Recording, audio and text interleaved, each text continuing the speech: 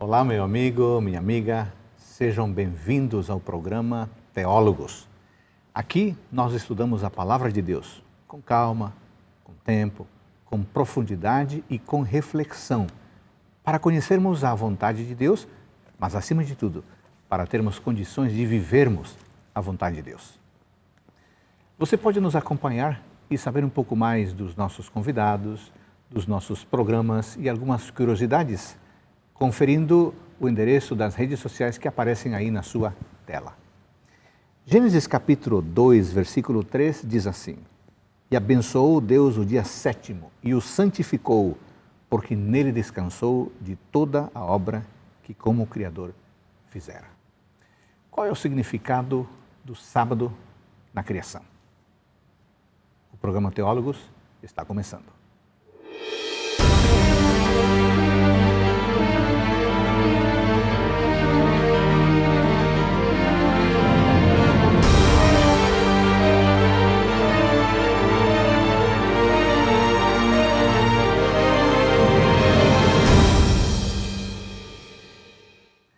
No programa de hoje vamos tratar de um texto importante e de um tema fundamental.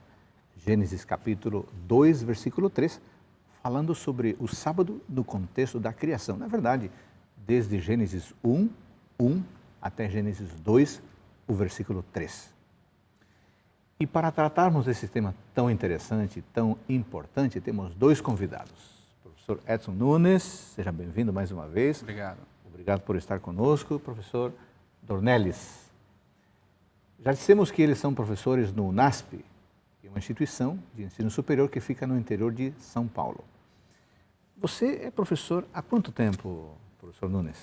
Eu dou aula no UNASP desde 2010, como professor de hebraico emprestado, né? Indo e voltando de São Paulo, onde eu trabalhava em igrejas, e desde 2011 de maneira total, né? Tempo integral. E que classes especificamente você leciona na Faculdade de Teologia? Já lecionei hebraico, ainda leciono Pentateuco, já lecionei livros históricos, Daniel, é mais a área de Antigo Testamento. Você gosta da experiência da sala de aula? Gosto bastante. E os alunos gostam? É o que eu mais gosto. Aí tem que perguntar para eles, né? Olha, pelo que já ouvi, eles gostam muito, viu? Tomara, senão eu perco o emprego, né?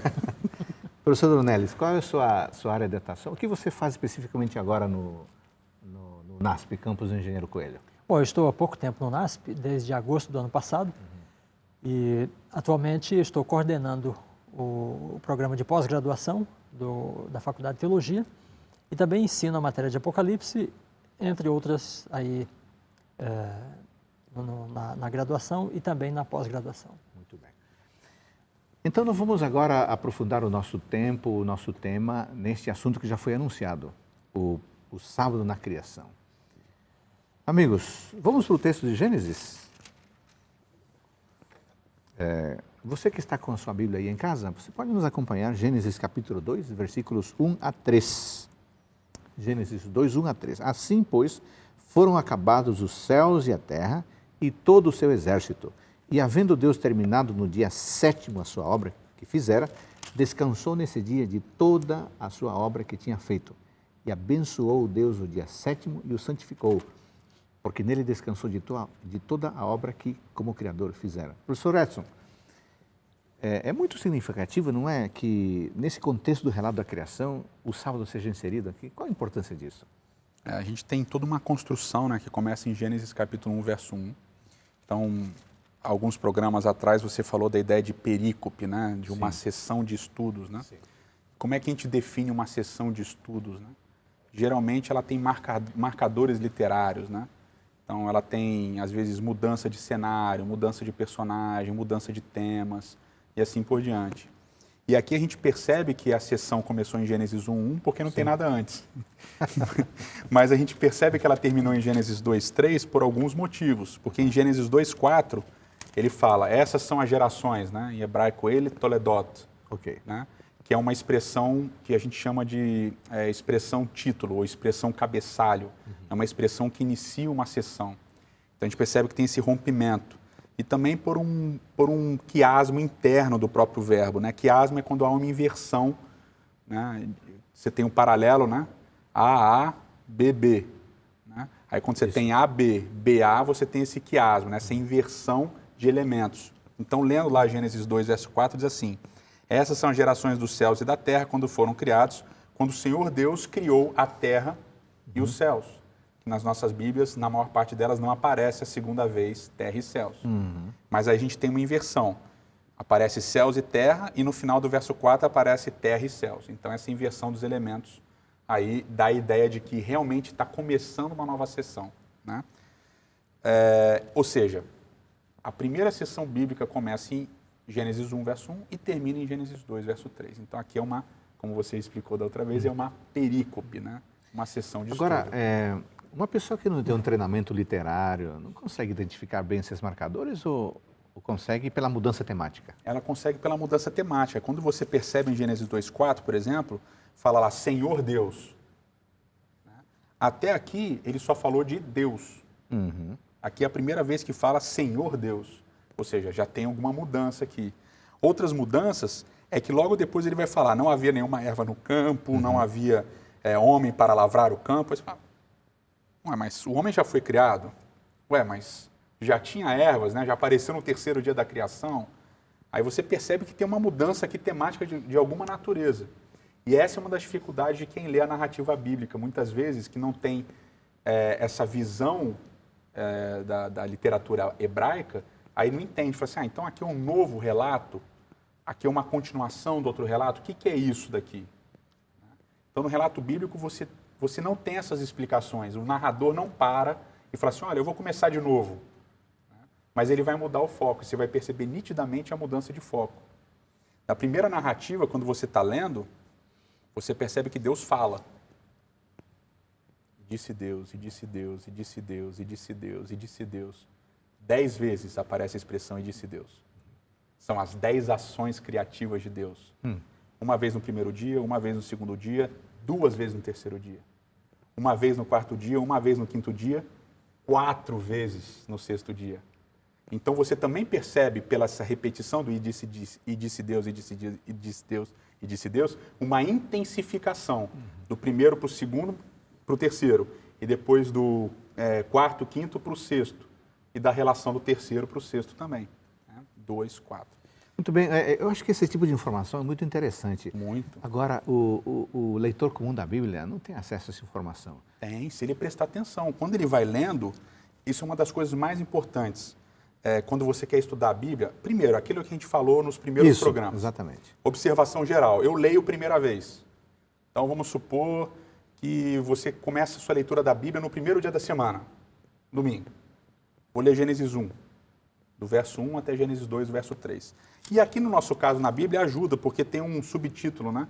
Antes do 2:4, tem um subtítulo, a formação do homem. Exatamente. Então, começa ele a ler a primeira sessão e faz observações gerais. O que eu indico, o que eu fazia quando eu comecei a estudar a Bíblia? Né? Anota. Quais foram as suas observações gerais?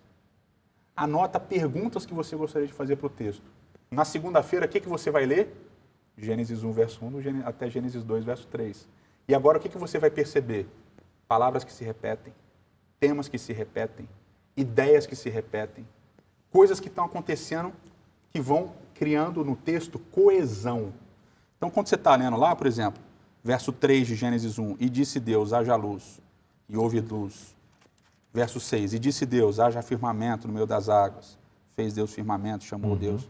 Verso 9, disse Deus, ajuntem-se as águas, etc. E chamou Deus a terra. Verso 11, e disse Deus, produz a terra relvas e tal. Então ele está percebendo que tem um refrão que se repete. Sim. E ele vai contar esses refrões, né, que é o certo. Vai contar. Opa, interessante.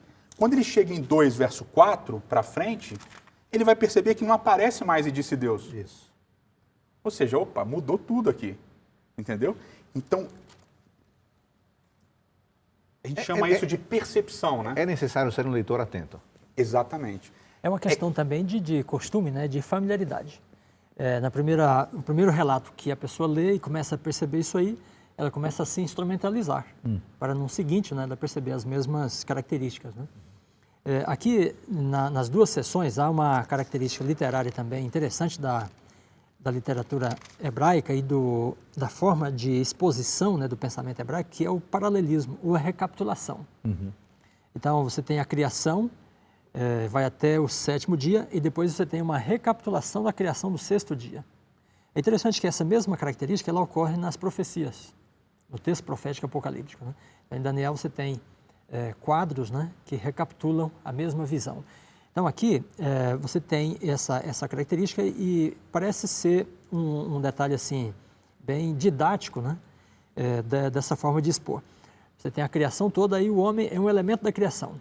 Mas então ele pega esse elemento e abre um novo capítulo, né, para tratar dele sozinho. Eu falo para os alunos, né, que estudar a Bíblia é tipo casamento. Como assim? Quando você casa, você não sabe um monte de coisa da sua esposa. É verdade. Você sabe várias, mas você não sabe várias também. Então você não sabe exatamente como certas coisas vão acontecer dentro do casamento, né? Você não sabe o que ela vai reclamar, o que ela não... Então vai meio tentativa e erro, né? Aí quando você percebe que alguma coisa não dá certo, você muda o seu jeito, etc e tal. E você vai percebendo que certas coisas funcionam e você vai repetindo aquelas coisas, né? O casamento é um relacionamento diário, constante. Então, o texto bíblico, você não pode ler uma vez ou outra. Você vai criando percepção das coisas com relacionamento. Então, o texto bíblico você tem que ler todo dia. E ler todo dia de uma maneira atenta. Você não faz as coisas de qualquer jeito no casamento. Quer dizer, não deveria, né? Não deveria. Então, na leitura do texto bíblico é a mesma coisa. Você precisa olhar o texto bíblico com atenção e entender e criar percepção dessas coisas. Agora, estamos falando aqui dessa perícope, do 1 a 2, 3, e você já apontou as repetições. Mas existem algumas ligações aqui? Algumas conexões? Existem várias. Eu chamaria a atenção aqui para o seguinte aspecto. O sábado não aparece acidentalmente no relato, né? O sábado é o clímax, é a culminação da obra criadora e é também o dia da plenitude. Há uma lógica marcada pelo 7º elemento, e eu gostaria de destacar o ponto da avaliação que Deus faz. Né? Então, 7 vezes ele avalia a criação, até o 6º dia. E 6 vezes ele avalia a criação como boa.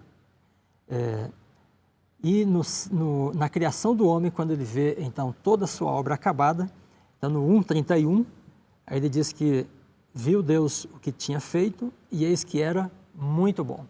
Então, na 7ª avaliação, o bom é acrescido do advérbio muito, né? Porque agora chegou à plenitude. Então, é como se houvesse uma intencionalidade no relato para destacar esse 7º elemento e prepara para o 7º dia, né? Que é o clímax da semana e o clímax da criação. Bom, nós estamos falando aqui da estrutura, já comentamos sobre repetições, mas que ligações que a gente vê dentro dessa perícope? A gente vê uma unidade muito forte, né, entre os dias, né? E aí, tradicionalmente, as pessoas fazem aquela ligação, né? O primeiro dia com o 4º dia, o segundo dia com o 5º dia, o terceiro dia com o 6º dia, que é o clássico, né? Luz e trevas no primeiro, aí no 4º dia você tem os luminares, um para governar o dia, outro para governar a noite, né? Aí no 2º dia você tem o firmamento e as águas, e aí no 5º dia você tem os animais que voejam e os animais que nadam, e no 3º dia você tem a terra, porção seca, e os animais no 6º dia que vão habitar essa terra, né? E você tem a ideia do elemento da comida também no 3º dia, a produção das sementes e tal, e no 6º dia essas sementes que vão servir de alimento para esses animais todos que foram criados. Mas eu gosto sempre de apontar para a relação que existe interna entre esses dias. Por exemplo, o primeiro dia se liga com o 2º dia pelo uso do verbo raiar, na sequência. Okay? Se liga também porque você tem a repetição direta da ordem de Deus com a coisa que acontece, o que já não vai ser real no 3º dia. Você também tem todos os refrões, né? Houve tarde de manhã, houve tarde de manhã, houve tarde de manhã, e assim se fez, e assim se fez, e assim se fez, que vai acontecer várias vezes também. E no 3º dia tem uma ligação com o verso 2, porque a terra no verso 2 ela é torro, vavorro, ela é sem forma e vazia. E no verso 9, quando a terra aparece, né, que é interessante, seja vista a terra, seja vista a terra do meio da água. Então a ideia de que a terra estava embaixo da água e agora ela vai ser vista. E ela vai ser vista como uma porção seca. E torro, vavorro em vários outros lugares da Bíblia, principalmente Jeremias capítulo 4, Isaías, é a ideia de deserto. Ou seja, você tem várias conexões internas. Você tem o 4º dia se ligando não só ao 2º, mas ao 1º também. a ideia de luz e trevas, né? E o segundo dia, firmamento, os luzeiros são colocados no firmamento dos céus, que acontece no segundo dia. No quarto dia, você tem as águas e os animais que vão voejar e aparece o verbo bará, que vai ser o verbo usado, bará, criar, né? Que vai ser o verbo usado também para criar o homem no sexto dia. Você tem a ordem, crescer e multiplicar-vos e encher a terra, no quinto dia e no sexto dia também. Ou seja, você tem diversos elementos que vão conectando o primeiro dia ao quarto, mas o primeiro dia ao segundo também, e o primeiro dia ao terceiro. Você tem o segundo dia conectado ao quarto, você tem o segundo dia conectado ao primeiro, você tem o terceiro dia e ao terceiro, você tem o terceiro dia conectado ao segundo, você tem o terceiro dia conectado ao quinto e ao sexto, por causa do alimento. Você tem o quarto dia, como já falei, conectado ao primeiro e ao segundo, você tem o quinto dia conectado ao segundo e ao terceiro e ao sexto. O que isso mostra para a gente? Pelas repetições e pelo uso intenso de mesmos verbos e mesma linguagem, coesão interna. Então, o que ele cria não são 2 blocos de 3 dias. O que ele cria é um bloco de 6 dias. Não é 3 mais 3, é 6. É um bloco só de 6 dias. E ele rompe com todos esses paradigmas, com todas essas repetições, com todos esses padrões, quando ele vai falar do sétimo dia. Então, quando a pessoa fala assim, o sétimo dia não terminou, porque não tem houve tarde de manhã, né? É porque a pessoa não entendeu a forma literária do texto, porque ele rompeu com o refrão, ele não colocou mais e disse Deus, ele não colocou mais e assim foi e tal, ele rompeu com todos os paradigmas. E por que o sábado, nessa narrativa, merece um tratamento diferenciado? Se você observar, há vários verbos que tratam das ações de Deus na semana. Mas só há 3 verbos, né, aqui no capítulo 2, nesses 3 versos, eles não indicam nenhum trabalho, né, nenhuma ação. Então, enquanto os primeiros indicam um trabalho que se concretiza e depois ele avalia esse trabalho, no sétimo dia simplesmente se diz que Deus descansa. Então, ele cessa a atividade, né, ele abençoa e santifica o sétimo dia. Então, todas as ações definidas por esses verbos são diferentes na sua natureza em relação à semana. Então, o sétimo dia é um dia de descanso, de contemplação e de Deus, vamos dizer, curtir, né, aquilo que Ele fez. Ele se mostra realizado, satisfeito, né, com a sua criação e deixa o seu exemplo para que nós também entremos, né, nesse descanso. Os verbos, toda a construção dos verbos no capítulo 1 são de ações de Deus em relação a terra, luz, céus, homem, animais, etc. No 2, 1 a 3, que fala do sábado, a relação, o verbo é em relação a ele. Então, as relações verbais anteriores a Gênesis 2, 1 a 3 são em relação a alguma coisa. De 2, 1 a 3 é em relação a ele mesmo. Nós podemos destacar também aqui o elemento da palavra, né? Toda a criação envolve a palavra de Deus. Ele fala e transforma, como se a palavra fosse um instrumento da criação. Agora, no sábado, ele não fala nada. No sábado, as 3 ações não indicam uma interferência da palavra dele em alguma coisa.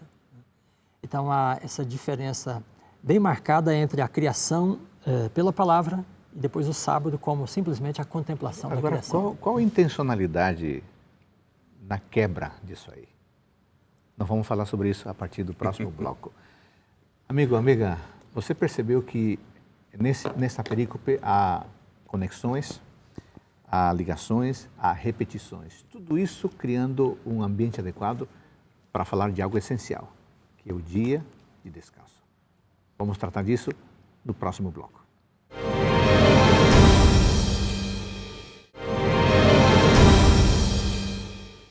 Amigo, amiga, nós vimos até aqui que a perícope de Gênesis capítulo 1, verso 1 até Gênesis 2, 3 está cheia de repetições, está cheia de conexões, mas nós percebemos também que a narrativa em relação ao sábado é totalmente diferente do anterior. Qual a intenção de tornar o sábado algo bem diferente daquilo que foi dito? De tal forma que aquilo que se diz em relação aos primeiros elementos da criação não se repete em relação ao sábado. Por quê? É um rompimento, né? Quando você rompe, você chama a atenção do leitor, né? Quando você usa uma série de repetições, coisas que vão se repetindo, você acomoda a mente do leitor. Então ele já está esperando alguma coisa, né? Ele já está esperando uma repetição, ele já está esperando uma estrutura. Né? E aí, de repente, quando você não usa essa estrutura, você chama a atenção dele. E quando chama a atenção, é uma forma do narrador dizer, agora chegamos num momento importante. Né? Então ele retoma, né? Assim, pois foram acabados os céus e a terra. No princípio criou Deus os céus e a terra. Sim. Então essa criação tem um fim. Né? Foram acabados. E todo o seu exército, tudo que tem. Então ele rompe com os refrões. É muito interessante a ideia do silêncio de Deus no sétimo dia. E quando a gente relaciona com o Salmo 29, então é tremendo, porque no Salmo 29, o salmista convida a criação a falar. Olha que interessante. 6 dias, Deus fala e a criação se move. Ok? Tudo vai acontecendo. No 7º dia, Deus se cala. Aí a criação fala. Então, é muito interessante. O silêncio de Deus tem a ver com o sábado. Né? As duas menções seguintes ao sábado, no Pentateuco, aí você tem Êxodo 16 e Êxodo 20. Então, nós temos uma construção que faz lembrar essa ruptura, né? do 6º para o 7º dia. Em Êxodo 16 é o episódio do maná. E, então, Deus dá uma orientação, e aí você tem, então, 16, versículo 26, né, diz assim, 6 dias o colhereis, mas o 7º dia não o achareis. Aí no capítulo 20, no mandamento, aí você tem a frase assim, 6 dias trabalharás e farás toda a tua obra, mas o 7º dia é o sábado. Então, essa interrupção, né, de um ciclo normal, repetitivo. Então, no caso do maná, você tem 6 dias em que o maná cai, mas no 7º dia não há. E no mandamento você tem 6 dias trabalharás. Então, há uma repetição ao longo da semana, mas no 7º dia há uma interrupção. Né?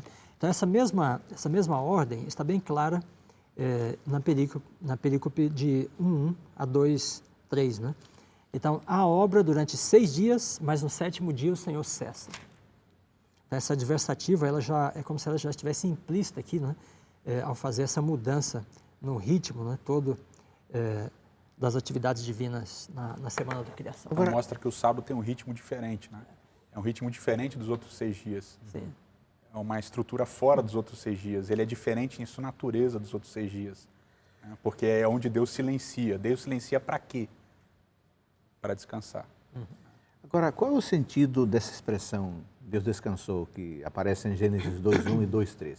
O que está anunciando aí? Então, é muito interessante que a gente sempre fala dos 3 verbos em relação ao sábado, né? Sim. Descansar, abençoar e santificar. Mas quando você lê o verso 2:3, que você leu na introdução algumas vezes, a base da bênção e a base da santidade do sábado é a ação de descansar de Deus. Por quê? Diz, né? Porque Deus descansou é que o sábado é abençoado e santificado. Ou seja, a ação principal do sábado é o descanso de Deus. O que é Deus descansar? O que significa Deus descansar? Então, aqui o verbo que aparece é o verbo famoso, shavat, né? Da onde vem o substantivo shabat, né? Que até como o Vanderlei colocou no início, não aparece o substantivo shabat, só aparece o verbo shavat, descansar, que significa basicamente cessar. Né? Mas quando a gente vai para Gênesis 6, por exemplo, aparece um personagem já interessante, né? Que a gente já falou dele em uma outra ocasião, que é Noé. Sim. Gênesis 5, desculpa, que é Noé. E quando Lameque ele gera Noé, ele diz assim, capítulo 5, verso 29, pôs-lhe o nome de Noé, dizendo, este nos consolará das nossas mãos e das fadigas das nossas mãos, nesta terra que o Senhor amaldiçoou. Depois disso, Noé viveu, Lameque 590, todos os de Lameque foram 77, etc, etc. Então, Noé vai trazer consolo. E a palavra Noé, Noar, vem do verbo nuar, que significa descansar. Então, o descanso traz consolo. E aqui a gente está num momento de iniquidade em que a violência prospera. Sim. Né? Interessante. O capítulo 20, verso 8 a 11, o 4º mandamento, ele não usa o verbo shavat. Que aparece aqui. Vamos lá. Você tem no ar. Ele vai usar o substantivo do verbo nuar, que é menuchá, o descanso. Então, lá em 20, do 8 a 11, diz assim, lembra o dia de sábado para o santificar. 6 dias trabalharás e farás toda a tua obra, mas o 7º dia é o sábado do Senhor teu Deus. Não farás nenhum trabalho, nem tu, nem teu filho, nem tua filha, nem teu servo, nem tua serva, nem o teu animal, nem o forasteiro das tuas portas para dentro. Porque em 6 dias fez o Senhor os céus, a terra, o mar e tudo o que neles há, e ao 7º dia descansou. Por isso o Senhor abençoou o dia de sábado e o santificou. Novamente a ideia da bênção e da santidade decorrente do descanso. Só que aqui é o verbo nuar, não é o verbo shavat. E eles vão aparecer juntos no capítulo 23 de Êxodo, no verso 12. Assim, 6 dias farás a tua obra, mas ao 7º dia, shavat, descansarás. Para que nuar, descanse o teu boi e o teu jumento, para que... Então ele vai unir as duas coisas, ou seja, shavat e nuar estão em paralelo, significam descanso. Ok. Mas por que ele usa nuar no mandamento? E shavat na descrição da criação. Shavat na descrição do mandamento. O que nuar pode me ajudar a entender shavat? Quando eu vou olhar nuar em outras passagens do Antigo Testamento, em relação ao descanso de Deus, ele aparece conectado ao santuário. Então, por exemplo, vamos abrir lá, eu até anotei aqui, em 1 Crônicas 28. Aqui Davi, né? Apresentando Salomão. Isso. Então Davi convocou para Jerusalém todos os príncipes de Israel, os príncipes das tribos, os capitães dos turnos que serviam o rei, os capitães de 1000, os de 100, os administradores, toda a fazenda, os oficiais poderosos, todo mundo, todo homem valente. Verso 2. Pôs-se o rei Davi em pé e disse: ouvi-me, irmãos meus e povo meu. Era meu propósito de coração edificar uma casa de repouso, menorá, substantivo derivado do verbo nua. Uma casa de repouso para a arca da aliança do Senhor e para o estrado dos pés do nosso Deus. E eu tinha feito o preparo para edificar. Primeiro, casa de repouso. O que Davi quis edificar que Deus não deixou ele edificar? O templo. O que ele chama o templo aqui? De a casa de repouso, a casa de descanso. E ele disse que vai colocar nessa casa de descanso a Arca da Aliança. E ele disse que a Arca da Aliança é o quê? O lugar do estrado... dos pés do nosso Deus. Dos pés de Deus. O que é o estrado dos pés? Que linguagem é essa do Antigo Oriente? O que é o estrado dos pés? Qual é a ideia? De que Deus está sentado, né? E ele apoia o pé, o estrado dos pés. Por que é o estrado dos pés? O santuário, ele traz uma ideia de juízo para a solução do pecado. É onde acontece o juízo, onde Deus efetua o juízo em Israel. Como é que os reis julgavam na antiguidade? Assentados no seu trono. E eles julgavam, um caso era apresentado, se eles olhavam para o réu era absolvido. Se eles viravam o rosto do réu, ele era condenado. Então, tanto é que essa expressão vai aparecer várias vezes na Bíblia. Eu escondi o meu rosto de ti, eu virei o meu rosto para você, quando Israel peca, etc. e tal. Então, a ideia do santuário tem a ver com Deus sentado no seu trono. E essa expressão é conectada ao verbo nuar. Para ficar mais claro, vamos abrir em Salmos. Salmo 132. Salmo 132.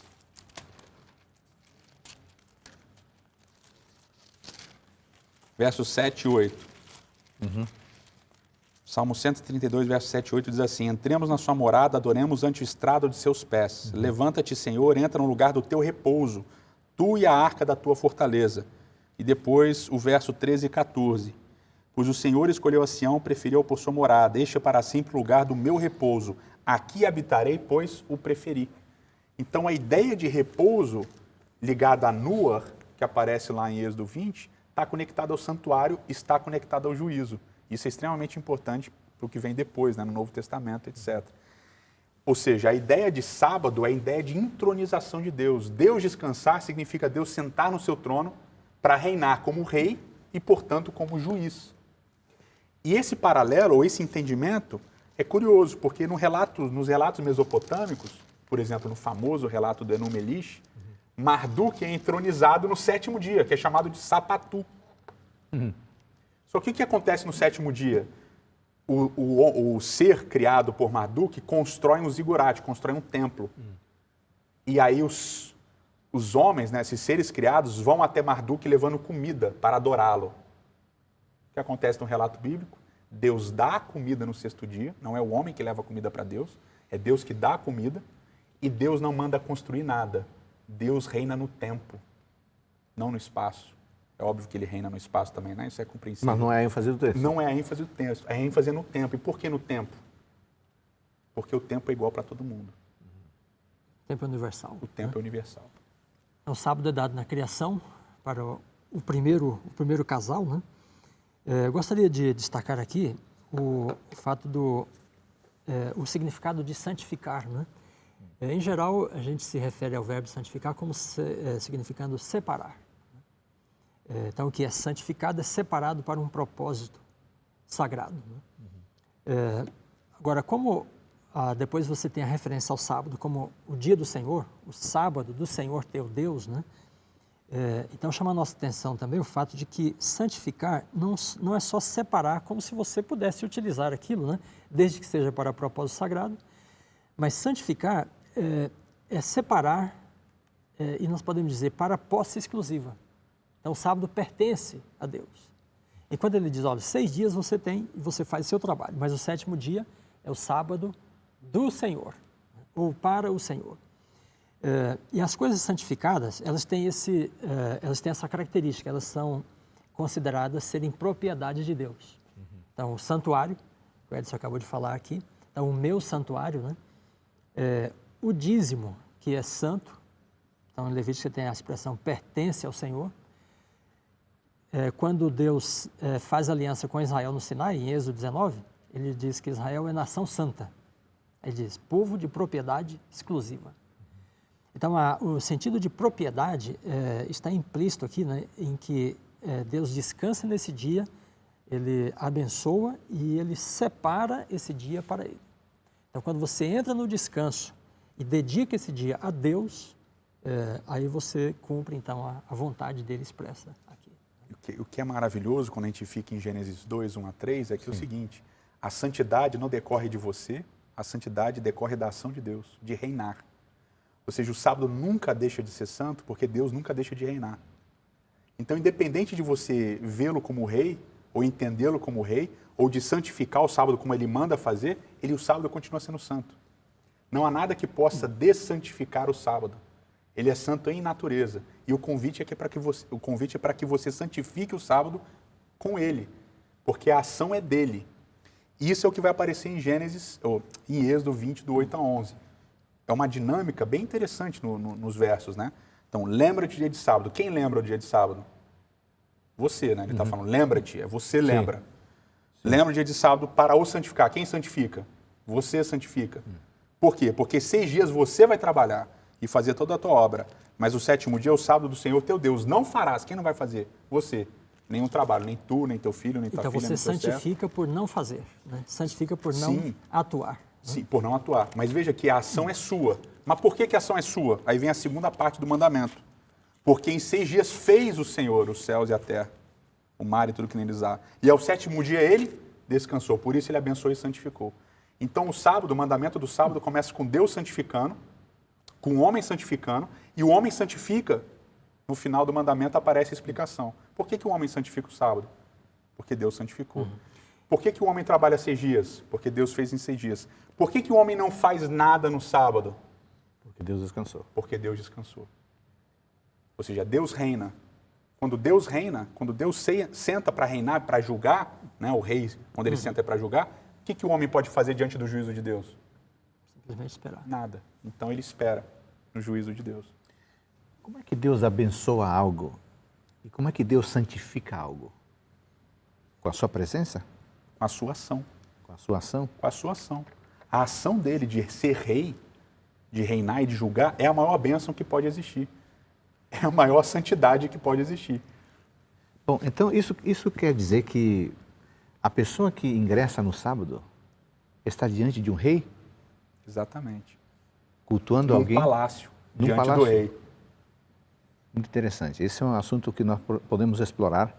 Para aplicar, né? No próximo bloco. Amigos, muita coisa interessante, né? Não é só interessante, não.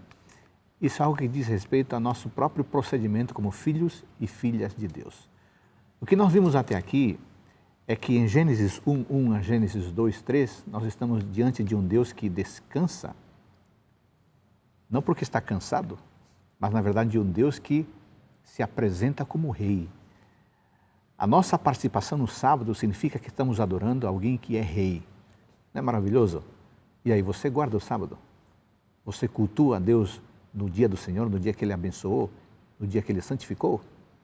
Tomara que sim, mas se você ainda não descobriu essa verdade e essa beleza, que tal começar agora a partir desse estudo? Voltamos no próximo bloco, explorando a ideia de como tudo isso tem a ver com a nossa vida prática, guardando o sábado diante do nosso Rei.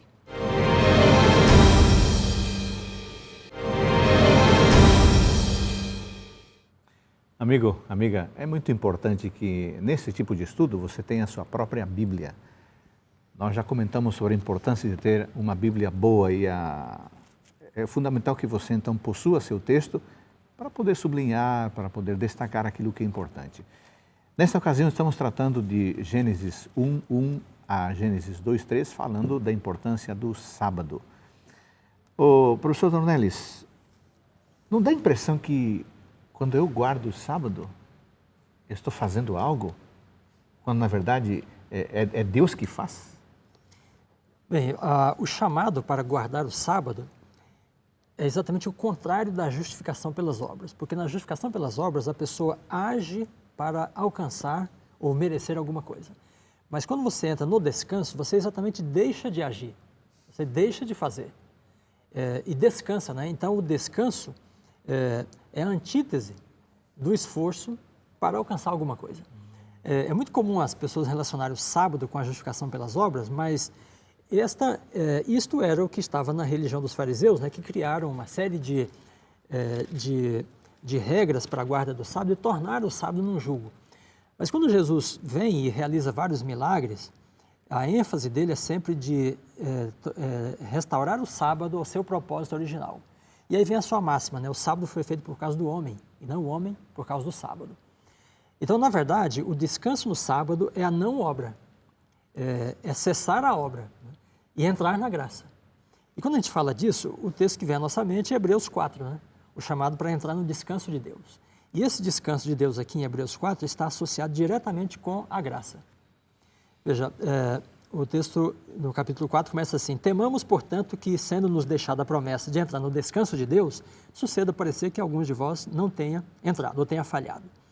Aí depois, ao longo da discussão aqui, esse descanso é relacionado com o sábado. No verso 4, porque em certo lugar, assim disse no tocante ao sétimo dia, e descansou Deus no sétimo dia de todas as obras que fizera. E depois ele diz, resta um repouso sabático para o povo de Deus. De que descanso ele está falando aqui? É simplesmente da guarda do sábado? Quando ele diz, nós que cremos, entramos no descanso, então ele está relacionando aí o descanso com a graça. Porque crer na graça, né, aceitar a graça, é aceitar o que Deus faz por você e deixar que Deus haja na sua vida. No verso 11, capítulo 4 de Hebreus, verso 11, ele fala assim, esforcemo-nos, pois, por entrar naquele descanso, a fim de que ninguém caia, segundo o exemplo da desobediência. Que descanso seria esse? Aqui, se nós tratarmos das palavras, né, então aqui a palavra katapauses, a palavra grega, né, identifica o descanso de Deus e o descanso que Deus oferece. No Antigo Testamento, esta palavra é usada em referência ao santuário, que é o lugar do descanso de Deus. Uhum. Então, se é um descanso para nós entrarmos, né, e esse descanso é definido como katapauses, e katapauses é o lugar do descanso de Deus, que é a sua casa, então é como se nós estivéssemos sendo chamados aqui para entrar, né, na casa de Deus, no templo de Deus. E podemos fazer isso, né, quando entramos no descanso do sábado. Agora, há um outro verso ainda interessante aqui, que é o 16, que ele fala assim, acheguemo-nos, portanto, confiadamente junto ao trono da graça. Uhum. Então, o chamado para entrar no descanso é o chamado para entrar na graça, né? No espaço da graça. E o sábado aqui, sendo usado como a linguagem desse descanso, o sábado é o momento, né, no tempo, é o templo no tempo em que nós entramos na graça, né, quando descansamos nesse dia. Muito bem, eu acho emblemático, desculpa, é muito emblemático porque é um texto que a gente acredita, não temos evidências, mas há discussão de que esse texto foi escrito após a destruição do segundo templo. Do segundo templo. Ou seja, não existe um lugar de descanso físico, ok? Então ele fala, ainda resta um descanso, porque já está destruído o templo. Não, mas ainda resta um descanso.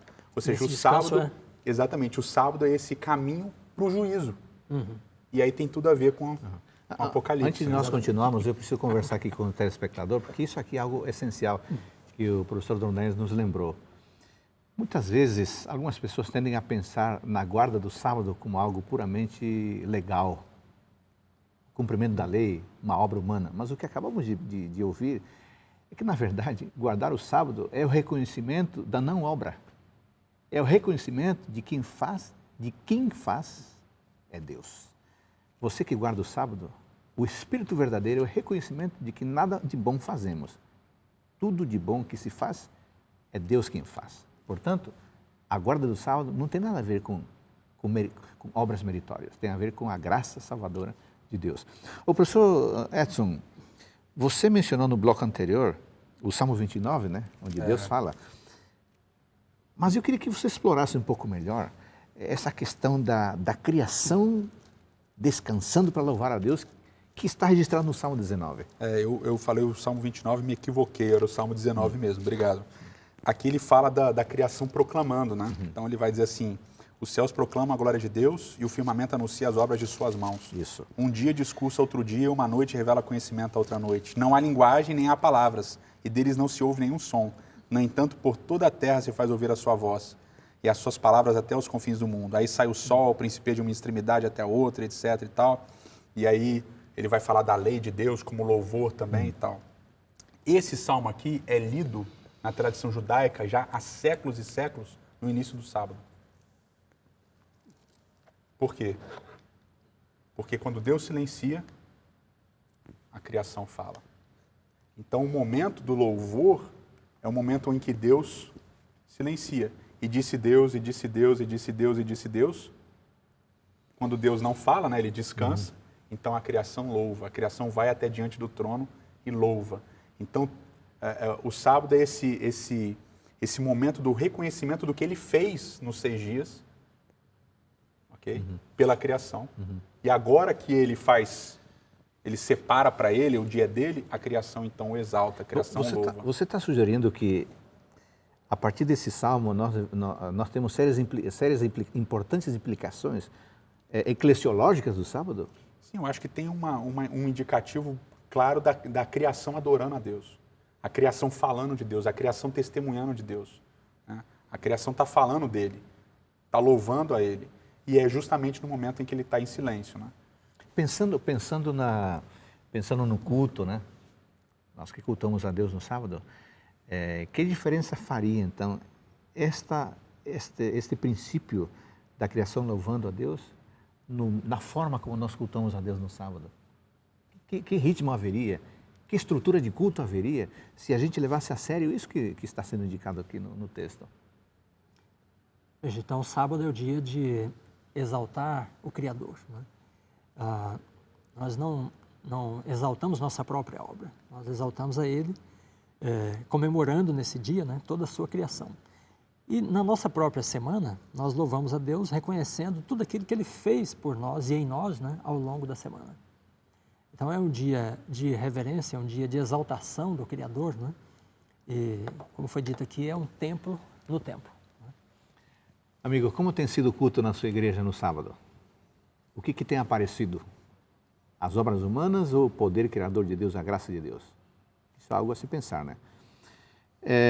Amigos, nós falamos bastante do Antigo Testamento, mas e o que dizer do sábado no Novo Testamento? Ou o sábado no Apocalipse, que é a sua área de pesquisa? Existe alguma coisa em relação à temática do sábado no Apocalipse? Bom, o Edson falou do fato do juízo estar relacionado com o sábado. Deus se assenta para reinar, assim como o rei se assenta para julgar, né? Em Apocalipse 14, nós temos na primeira mensagem angélica um chamado para temer a Deus e adorar. E esse chamado é dado com a terminologia do sábado. Né? Veja, Apocalipse 14, verso 6. Veio outro anjo voando pelo meio do céu, tendo o evangelho eterno para pregar aos que se assentam sobre a terra, a cada nação, tribo, língua e povo, dizendo, em grande voz, temei a Deus e dai-lhe glória, pois é chegada a hora do seu juízo.